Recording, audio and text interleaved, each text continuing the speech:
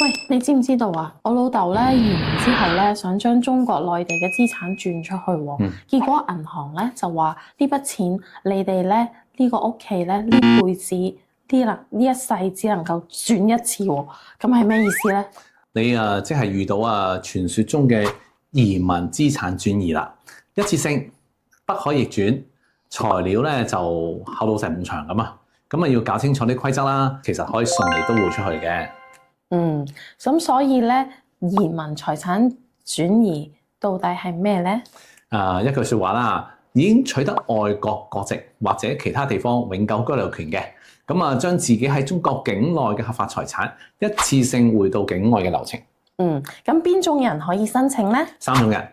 咁啊，取得外國國籍啦，已經取得外國永久居留權啦，美國綠卡啊、加拿大楓葉卡啊，已經取得香港、港澳永久居留嘅身份嘅人咯。咁嗰啲財產有冇咩限制㗎？咁啊，重點嚟啦。咁啊，只要你轉出去嘅咧，係取得身份之前嘅喺中國境內嘅合法財產，例如咧你移民之前買嘅樓啊，移民之前嘅存款啦，移民之前嘅股權收益啊等等呢啲啦，咁啊，但係唔係移民之後喺中國賺嘅錢咯，咁啊，包括呢啲人工啊、投資啊，喺移民之後嗰啲咧係都唔可以就咁樣去就咁轉咗去外國噶。咁點解銀行話只能夠轉一次咧？因為呢個係最重要嘅一次性嘅規則。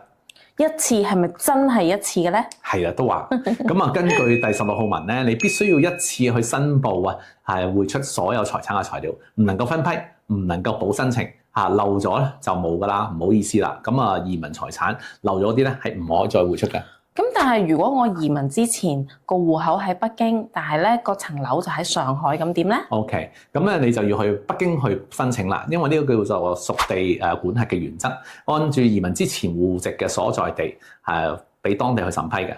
咁審批會查啲乜嘢咧？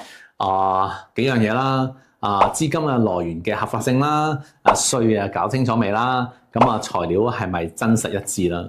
咁如果材料唔一致，咁又點咧？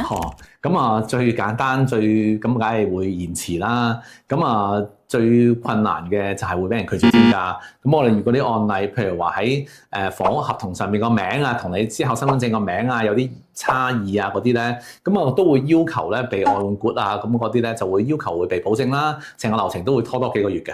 咁整個流程其實係點樣走㗎？第一步咧，準備材料，最花時間㗎啦。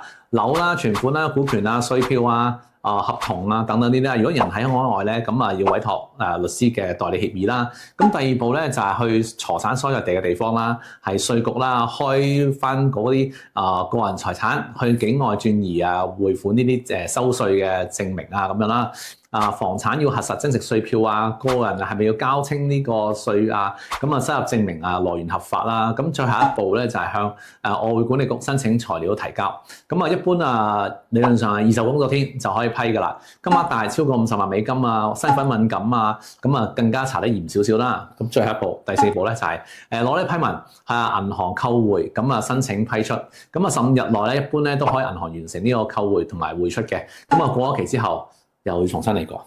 咁聽落咧，每一個步驟都唔可以錯㗎喎。咁梗係啦。咁留意下啦，幾個位置。咁漏報財產，因為真係冇得再報翻。而咧有陣時有啲人唔留意嘅，夫妻財產係有冇分割啊？係究竟係屬於邊個啦？使唔使做息產先啦？咁第三，材料唔一致，名啊、日期啊、金額對唔上。好多時都有啲原因㗎。咁被拒絕嘅最常見嘅原因係咩咧？咁都係頭先咁講啦，材料不符，稅務登記證明嗰啲唔清楚、唔完整啦，資金來源講唔清楚啦，文件質實有問題啊。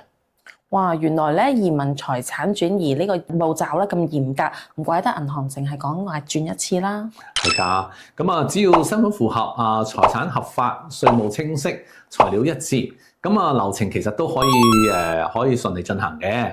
揾律師就唔使煩啦。咁另一集咧，我哋就會講另一種完全唔同嘅情況，繼承財產轉移出境規則同埋流程都會有唔同㗎，大家密切留意。